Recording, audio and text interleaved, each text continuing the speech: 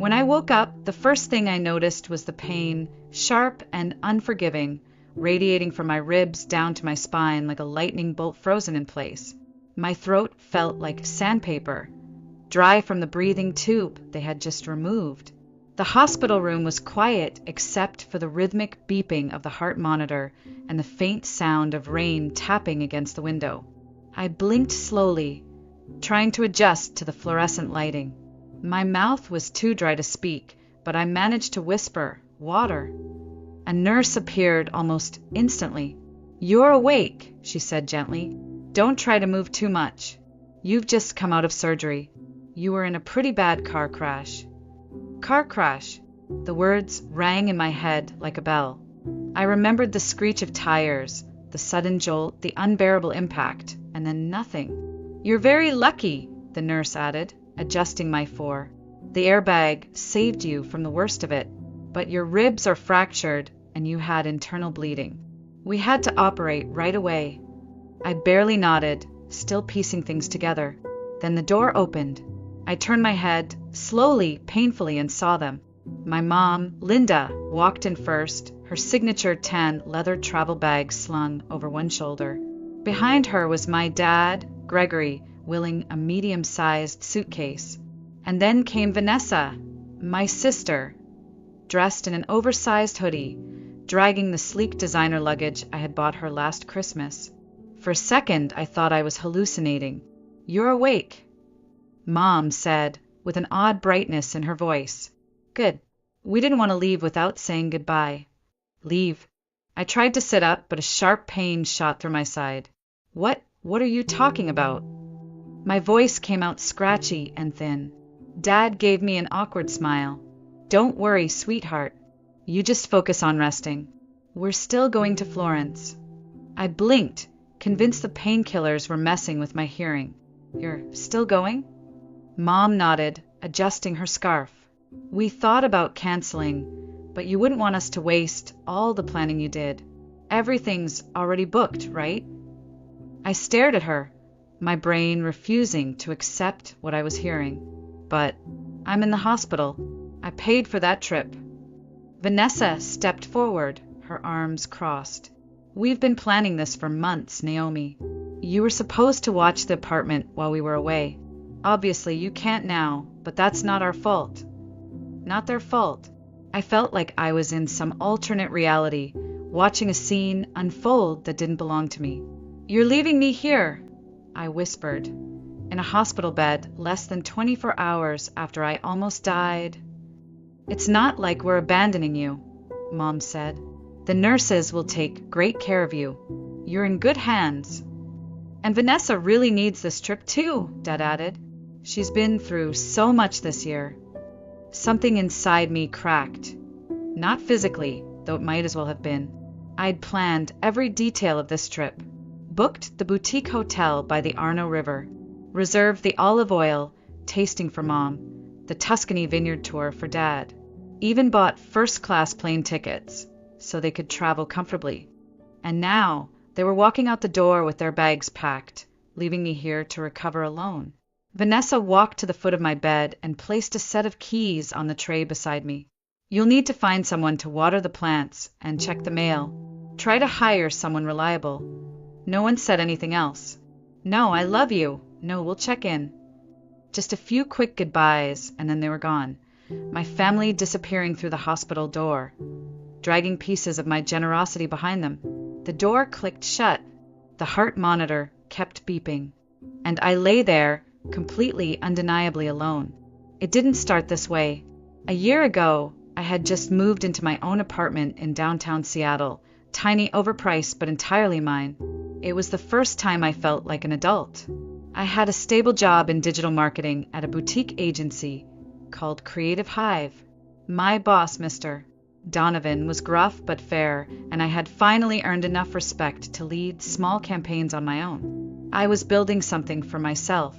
Then Vanessa came undone. She had always been the golden child, older, prettier, louder, the one with the big dreams and even bigger opinions. She worked in PR for a luxury skincare brand and used to brag about how she was too valuable to ever get overlooked. until the day they promoted someone else. Someone younger, fresher, hungrier. I remember her bursting into my apartment, mascara running down her face, throwing her designer bag onto my couch like it had personally betrayed her. "They picked Sarah over me," she said, voice trembling. "Do you know how long I've been carrying that team? How hard I've worked?" I offered her a blanket, made her tea, let her vent. I thought it was just a bad day, a temporary blow to the ego. But the next morning she quit, just like that. No backup plan, no savings, no strategy. Mom called me a few days later, whispering like she was hiding from reality. "Naomi, your sister is going through a hard time. She needs space, support," which of course meant money. At first, I helped without hesitation. She was my sister. Family steps up. I paid for her therapy, helped cover rent at our parents' house, ordered groceries when Mom said things were a little tight, but weeks turned into months. Therapy 4 times a week, organic groceries, boutique skincare for mental health. Meanwhile, I was living off microwave dinners and instant coffee just to make rent. "Vanessa's making progress," Mom would insist. "Her therapist says she just needs a bit more time." From where I stood, all I saw was a grown woman in yoga pants scrolling LinkedIn on the couch while rejecting job offers because they don't align with my personal brand. I started picking up freelance clients on the side, working late into the night, weekends, lunch breaks. My calendar bled red with deadlines. I was constantly exhausted, but I told myself it was temporary, that eventually Vanessa would find a job, that I could finally take a breath. Instead, the more I gave, the more they took. Dad started calling me for help with their electric bill. Mom needed a small loan to cover car insurance. Every week it was something new and somehow always urgent. I told myself they appreciated me, until the night I brought up the Florence trip. "I was thinking," I said over dinner one Sunday, "maybe we could take a vacation. Just the 3 of us. Get out of this cycle for a bit." Mom's eyes lit up instantly. "Italy? Oh, Naomi, you know I've always dreamed of trying real Italian olive oil." Dad grinned, already picturing the vineyards of Tuscany. Vanessa barely reacted. "I guess," she shrugged, "if you're paying." I laughed it off then, but in hindsight, that moment should have told me everything I needed to know. They expected me to fund the escape, and I did. Every detail of that trip was mine. Researched, booked, paid in full with my overtime hours and sacrificed weekends. It was supposed to be our reset button, our fresh start, but that was before the crash, before the hospital bed, before they walked out the door without me. The room was still. Too still. They had been gone for 10, maybe 15 minutes. But time in a hospital moves differently. Dragged out by the soft hum of machines, the antiseptic scent in the air, and the quiet reminder that your world has changed, even if everything around you remains the same. I lay there, staring at the ceiling tiles. They were a dull off-white, just slightly uneven. I traced the line between 2 of them with my eyes, again and again, as if following it would lead me back to some version of reality where this hadn't happened. But every breath, every throb in my ribs, reminded me that it had. They really left. Not just emotionally, no, that had started months ago, but physically, tangibly, visibly. 3 suitcases rolling out of the room. 3 people walking away without hesitation. I swallowed hard. The pain wasn't just in my body anymore. A nurse passed by my door, glanced at the monitor, and stopped. Her voice was soft. "Your heart rate's a little elevated, honey. Are you all right?" I looked at her, then down at my hands, still slightly shaking. Could I get my phone?" I asked. "It should be in my things." She nodded and returned a few minutes later with a small plastic bag. Inside was my phone, charger, and wallet. Everything I'd had in the car before the crash. My fingers closed around the phone like it was the only real thing anchoring me. It lit up immediately, still intact. My background, A photo of me, Mom, and Dad at last year's Christmas dinner flashed across the screen. We were all smiling. I stared at it for a long moment, then changed it to the default wallpaper. A blank, faceless blue. I opened my email. There it was. The Florence folder. Color-coded, perfectly labeled.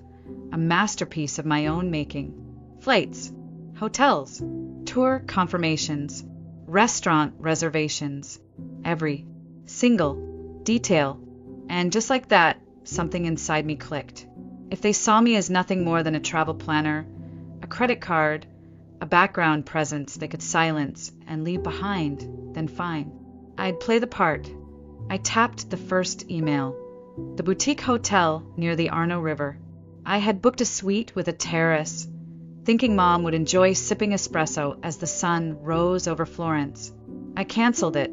Then came the olive oil tasting, the vineyard tour, the skip-the-line museum passes, the private walking guide. Each one disappeared with a few swipes and clicks, dissolving like sugar in rain. One by one, I erased the trip, and with each cancellation, a strange feeling washed over me.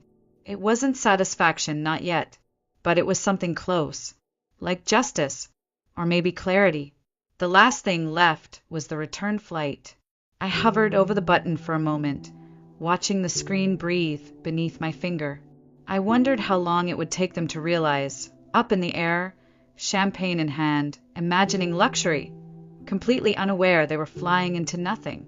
Then I tapped cancel. The confirmation email popped up instantly. No refund, of course, just a single line. Your booking has been canceled. I put my phone on silent, laid it face down on the bedside table, closed my eyes. They'd figure it out soon enough. Maybe not today.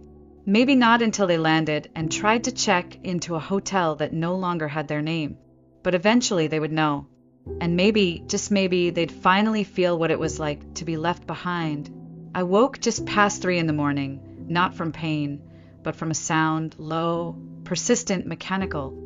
It took me a moment to recognize the soft vibration coming from my bedside table, the familiar hum of a phone in distress. One buzz, then another, then many more in rapid succession. It was relentless, like a heartbeat racing out of rhythm. And I didn't need to check to know why. They had landed. My hand, still slightly weak from the 4, reached across the sheets until my fingers curled around the cold edge of the phone. The screen lit up instantly, revealing a stream of messages that poured in like a storm breaking through a window. Text after text blinked in, urgent, chaotic, as if the sender's panic could reach me faster through sheer volume. Mom's name appeared first. Naomi, the hotel says they don't have our reservation. Can you check? A minute later, Vanessa. What the hell, Naomi? We're standing in the lobby with our bags. This isn't funny. Then Dad, always more clipped, but no less commanding. Call us now. We need the tour confirmations. I stared at the screen for a moment, then placed the phone face down on the table beside me. It continued to buzz against the surface like an angry wasp, but I didn't touch it again. Not yet. By the time breakfast arrived, a tray of watery eggs and dry toast, I had 15 missed calls. By lunchtime, 42. That afternoon, somewhere between my second dose of painkillers and a visit from the nurse, I began keeping a tally on the back of my hospital meal menu. Missed calls, Mom 25, Dad 18, Vanessa 48. Unread texts, over 50. Voicemails, 21, all untouched. Oddly, I felt no anger.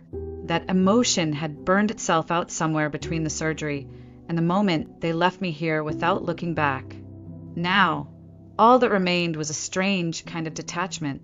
I read the messages like someone flipping through the last pages of a novel they've read before. Not because they didn't care, but because they already knew how it would end. Vanessa's words blinked on the screen. You're cruel and selfish. We're stranded in a foreign country. Mom followed closely. This isn't how you treat family. I am so disappointed in you. Family. That word again. so easily tossed around, as though it still meant something after everything they had done. I let out a dry, humorless laugh that tugged at the stitches along my side. It hurt, but I didn't mind. Pain, I had learned, could be honest. I was scrolling through yet another message from Vanessa, some long-winded complaint about how I'd ruined their vacation, when the door creaked open. Dr.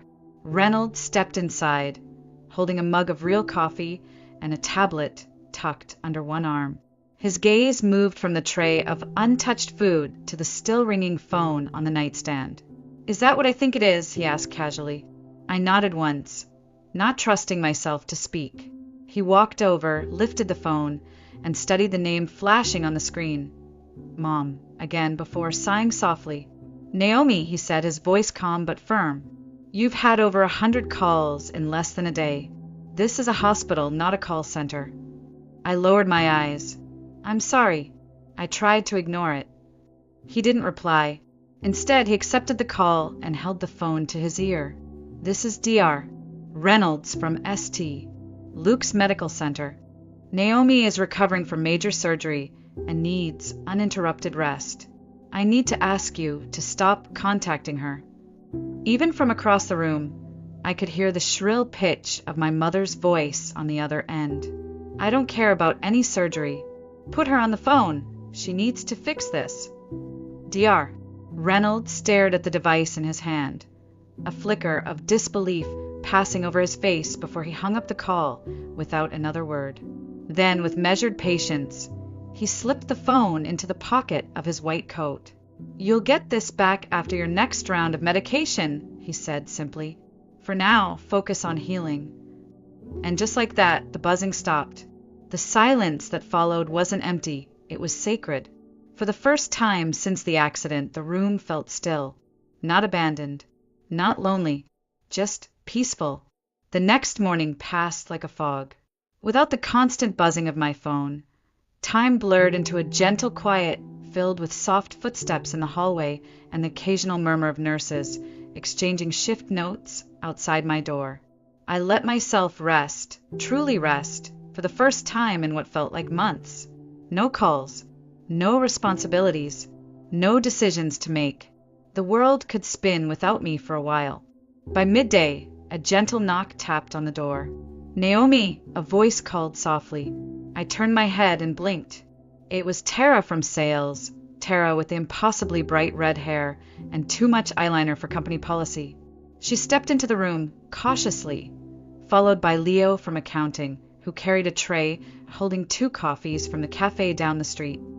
"We brought contraband," she whispered with a grin, holding up the steaming cup like a prize. "This place serves something that barely counts as coffee. We thought you could use the real stuff." I stared at them, stunned, not because I wasn't happy to see them, but because I hadn't expected anyone at all.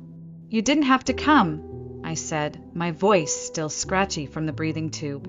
Tara shrugged, dropping into the chair beside my bed like she did it every day. "Don't be ridiculous. You covered for me when I missed that pitch meeting last month. It's only fair I sneak caffeine into your hospital room now." Leo nodded in agreement. "Also, James tried to microwave fish in the break room yesterday. You're not allowed to abandon us yet." They stayed for nearly an hour, chatting about office gossip, the intern who accidentally replied all to a private HR email and how missed her. Donovan had taken over a client call himself and nearly tanked the entire proposal. I laughed, carefully so as not to rip my stitches, but it felt real. It felt good. The next day, Ella and Jonas showed up with a stack of magazines, crossword puzzles, and a miniature succulent in a little yellow pot. "To brighten your windowsill," Jonas said, placing it right beside the heart monitor. Ella brought a handwritten card, signed by nearly the whole team. "We made a schedule," she said proudly, flipping her tablet to show me a color-coded calendar. "Someone from the office will stop by every day. No one heals alone on our watch."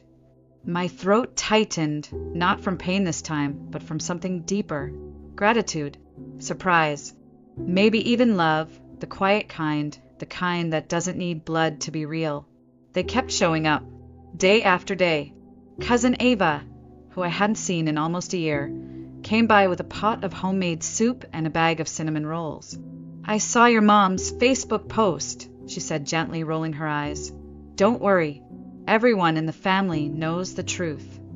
And then, the biggest surprise of all, 2 days later, a nurse walked in and said, "Naomi, there's someone on the line for you. He says he's your boss." "Mr. Donovan." His gruff voice echoed through the receiver, though there was a softness I had never heard from him before. "You scared the hell out of us," he said. "But listen, I've spoken with HR. The accident happened during working hours, so our insurance is covering everything. That includes your hospital bills and a recovery stipend. You don't need to worry about a thing." I didn't know what to say. For so long, I had believed support came only from those who shared my last name. I thought love meant sacrifice, meant giving endlessly until there was nothing left to give. But here, in this sterile hospital room filled with contraband coffee, tiny plants, and unexpected kindness, I realized something far more powerful. Love wasn't just about blood. It was about who showed up. It was late afternoon when it happened, just after my physical therapist left the room, leaving behind a small dose of pride and a little ache in my legs. I had taken 4 steps on my own. Not much by any standard, but to me it felt like Everest. I was about to sit back, enjoy the quiet, maybe sip the last of the lukewarm contraband coffee on my nightstand when I heard it. The sound of wheels dragging across tile. Sharp, familiar, luggage. At first, I thought it must be someone else's visitors. But then came the voices, loud, familiar, angry. The door burst open before I could even reach for the call button. My mother stormed in first, red-faced and still wrapped in her travel scarf. Behind her, Vanessa, dragging her designer suitcase, the very one I had bought her last Christmas. And finally, my father, hovering in the doorway like a shadow that wasn't quite sure if it wanted to be there. "How dare you?" Mom hissed, her voice shaking, not from sadness but from rage. "How dare you do this to us?" Vanessa followed, her arms flailing like broken wings. "You humiliated us. We were stuck in a dump with bed bugs. We had to eat from food stalls like animals. Do you have any idea what we've been through?" I didn't answer. I didn't even move. I sat on the edge of the bed, watching them spiral, like someone watching a fire that didn't start finally burn itself out. Dad said nothing. He just stood there, shoulders hunched, avoiding my eyes. Nurse Kate, who had just returned to adjust my 4, immediately stepped in front of them with the calm authority of someone who had dealt with far worse than entitled tourists. "Lower your voices," she said flatly. "This is a hospital, not a circus." But they didn't listen. Vanessa exploded again, pointing at my bed like it was offensive. "Look at her. Private room, clean sheets, 3 meals a day while we were suffering in a moldy Airbnb with no hot water." Something inside me shifted. Maybe it was the medication, dulling the usual fear. Or maybe it was the sheer absurdity of it all. Watching the people who left me behind walk into my hospital room and complain about their vacation, like I had somehow ruined their lives. I stood up, slowly, painfully, but I stood, suffering. My voice came out quiet but sharp, like the edge of a knife just pulled from ice. "You want to talk about suffering?" The room went still. "For the past year, I've worked myself to the bone paying your bills, covering the groceries, funding Vanessa's therapy. I sacrificed my time, my sleep, my sanity, while she rejected job offers because they didn't have unlimited vacation." Mom opened her mouth to speak. I raised my hand. "No, not this time. I planned this trip as a gift. I researched every detail, paid for every reservation. And then I got into a car accident, needed emergency surgery, and what did you do? You left. You took the sister who hasn't contributed a cent in over a year and abandoned me in a hospital bed." For a moment, just one fleeting second, I saw it. Shame, flickering behind Mom's eyes. But it disappeared almost as quickly as it came. "You can afford to go to Florence any time," she snapped. This might have been our only chance. And then came the final blow. Vanessa! Arms folded, voice cutting. Besides, we figured you might end up disabled after the crash. And if that happened, you'd cancel everything. So I told them we should go while it was still paid for. The silence that followed was deafening. Even Mom looked at her in shock. Even Dad blinked, as if finally hearing something he hadn't let himself hear before. My hands trembled, not with weakness, but fury. My finger hovered over the call button. I pressed it. When the speaker crackled to life, I didn't hesitate. This is Naomi Carter in room 412. I need security, please. I have 4 unauthorized visitors I'd like removed, and I want them added to the restricted access list. Mom's face twisted. Naomi, don't you dare. But it was too late. Within seconds, 2 hospital security guards stepped into the room, flanking the doorway like sentinels of reason. This patient is recovering from surgery, one said. We're going to have to ask you to leave. I watched steady now as they were escorted out. Mom's protests echoed down the hall. Vanessa shouted about betrayal. Dad said nothing. He never did. And then they were gone.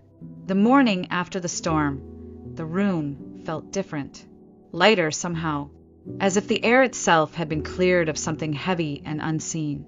No more shouting, no more buzzing phones, just soft footsteps in the hallway and the gentle whir of machines doing their quiet work. I sat up slowly, my body still sore but strangely alert. I wasn't floating anymore. The fog had lifted, replaced by something sharp, focused, resolute. There was no more room left for guilt, only clarity. When the nurse returned my phone, slipping it into my palm like she was handing back something delicate, I held it for a moment without turning on the screen. Just the weight of it in my hand felt symbolic. This was more than a device. It was a tether, a ledger, a weapon, a mirror. I powered it on. The notifications poured in. Over 100 missed calls. Dozens of texts. The last voicemail from my mother was time-stamped at midnight. I didn't listen. Instead, I opened my banking app. My fingers moved slowly, deliberately, no hesitation, no doubt. First, I opened the autopay tab. There they were, like ghosts on a ledger. Carter Family Grocery, transfer, monthly. Vanessa's therapy, fund biweekly. Utility support, electric, gas, water. I canceled each one by one. No more silent generosity. No more financial apologies for things I never broke. When I reached the last one, Mom's emergency medical fund, I paused. For years, I had told myself that was necessary, that I was being responsible, being good. But now, looking at it, all I saw was a child's attempt to earn love through money. I canceled that too. The confirmation emails stacked neatly in my inbox like receipts from an exorcism. And just like that, something uncoiled inside me. Some ancient, invisible thread snapped. And with it, the guilt, the weight, the silent question I had been carrying for far too long. Is it my job to keep this family alive? No. I set the phone down. 3 weeks later, I was discharged. The hospital gave me a folder of aftercare instructions, a small bouquet from the front desk, and one last check-in from Dr. Reynolds, who simply said, "Whatever you're doing, keep doing it." When I stepped into my apartment, I nearly cried. It was clean, warm, familiar. The sunlight hit the hardwood floor, just right. My fridge had been stocked, Tara and Ella, no doubt. Fresh flowers bloomed on the kitchen counter, soft pink and white against the pale tile backsplash. There was a note taped to the cabinet in Tara's handwriting. "Welcome back to the world. Don't answer your phone unless it's us." I laughed. Not a tired, broken laugh. A real one. No drama. No financial pleas. No guilt hanging in the corners of my home like cobwebs. Just silence. Beautiful, golden silence. I unpacked slowly over the next few days. Did my physical therapy. Answered a few emails from work. Easing gently back into a world that had waited for me instead of punishing me for needing time. For the first time in my adult life, I wasn't cleaning up anyone else's mess. I wasn't managing anyone's emotions, anyone's finances, anyone's expectations. I was just living, and I liked it. Nearly a month had passed since I left the hospital, and life had begun to settle into something that resembled peace. Not perfect, not always easy, but mine. The mornings were quiet. My apartment was filled with light and the faint scent of fresh basil from a tiny windowsill plant Tara had gifted me. I was back to working part-time, remotely, gently easing myself into the rhythm of deadlines and client calls. The world outside spun on, and for once, I didn't feel the need to chase it. Then, one evening, as I was scrolling through emails on my laptop, a message from my cousin Ava appeared. "Ava, you might want to check Facebook. Aunt Linda posted something, and it's going viral, but not the way she hoped." My stomach dropped slightly, not because I was afraid, but because I knew exactly what kind of story my mother would tell. Still, I opened the app, and there it was, a photo of my parents standing outside a rundown building, grainy, poorly lit, no doubt meant to provoke pity. Above it, a long, emotionally charged caption, "My daughter has abandoned us in our time of need. After all we've done for her, after the love and sacrifices of raising her, she left us stranded overseas, penniless and alone. My poor Vanessa still can't find work. Our bills are piling up, and Naomi refuses to speak to us. We're heartbroken. We just want our family back." The reactions had already started to pile up. Dozens of sad emojis, comments from her friends, church ladies, distant cousins, old coworkers, chimed in one after another. "How terrible! You deserve so much better. Such an ungrateful child. Family should always come first. I'll pray for her heart to soften." I stared at the screen, unsurprised but still unsettled. It didn't hurt exactly, no, not anymore, but it left a bitter taste in my mouth. Not because she had twisted the truth, but because I had once believed she wouldn't. I was about to close the app when a new comment notification popped up. Then another, and another. The first one was from Ava. Ava Carter. "Linda, seriously? You left Naomi in a hospital bed after a car accident to go on a vacation she paid for. You didn't even ask how she was doing.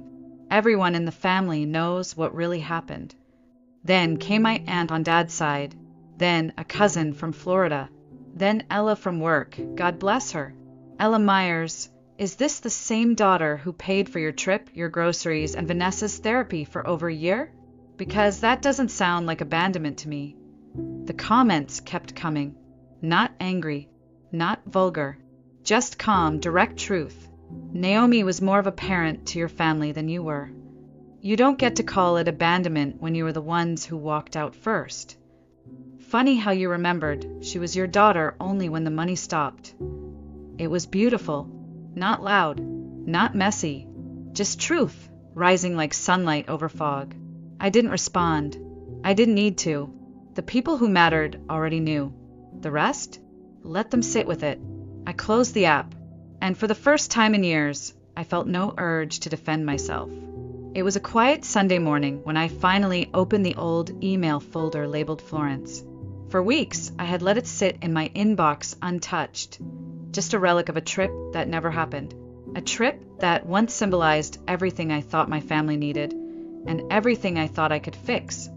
But now, as the sun streamed through the window and cast soft golden lines across my kitchen counter, I looked at it differently, not as a reminder of what had been taken, but as a blueprint of what could still be reclaimed. I clicked on the folder. The hotel I'd chosen all those months ago, Boutique Arno, with its ivy-covered balconies and view of the river, was still listed in my search history. I refreshed the page. A single room, for months from now, was available. I booked it without hesitation. Then came the tours, the olive oil tasting in the Tuscan hills, the vineyard walks, the small, private cooking class tucked in the corner of a family-owned trattoria.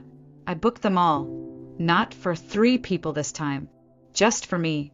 There was something deliciously quiet about doing it alone. No compromises, No budgeting for others. No worrying if someone would complain about walking too far or eating too late. Every moment was mine to shape. Every decision mine to make. When the final confirmation email arrived in my inbox, I stared at it for a long time. The subject line read, "Benvenuta a Firenze." Welcome to Florence. I smiled. That evening, I closed my laptop and walked over to the window. The city lights of Seattle blinked softly in the distance, reflected in the wet pavement below. Somewhere in another version of the story, I would have been in Florence months ago, carrying my mother's bags, adjusting Vanessa's complaints, trying to force a smile for a family that didn't know how to love without strings attached. But that version no longer existed. I wasn't managing anyone's feelings anymore. I wasn't financing anyone's lifestyle. I wasn't hoping, silently, to be appreciated for doing things no one asked me to do, but everyone expected. My phone buzzed again, another unknown number. Probably another attempt to pull me back into the spiral. I didn't even glance at it. I turned the phone off, slid it into the drawer, and returned to the window. 3 more months. 3 more months, and I would be standing on the cobblestone streets of Florence, not as a daughter trying to hold her family together, but as a woman who had finally learned that walking away isn't weakness. It's the first step toward freedom.